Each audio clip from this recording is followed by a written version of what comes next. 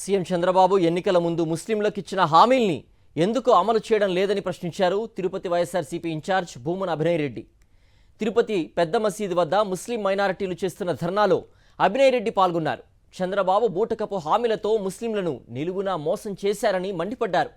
ముస్లిం minority సంక్షేమాన్ని తుంగలో తొక్కారని ఆగ్రహం వ్యక్తం చేశారు. మైనారిటీలకు 50 ఏళ్లకే పెన్షన్ ఎక్కడ ఇస్తున్నారని నిలదీశారు భూమన అభినయ్ రెడ్డి.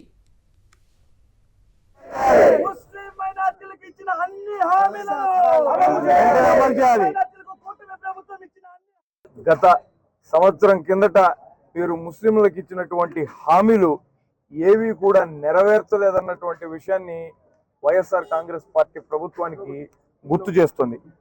50 ఏళ్ల వయసు నుండి ముస్లింలందరికీ పెన్షన్లు ఇస్తామన్నారు కూటమి ప్రభుత్వం అధికారంలోకి రాగానే. ఆ 50 ఏళ్ల పెన్షన్ గురించి కనీసం ఆలోచించడం లేదు. ముఖ్య పట్టణాల్లో ఈద్గాలకు, కబరస్థాన్లకు స్థలాలు కేటాయిస్తామని అన్నారు.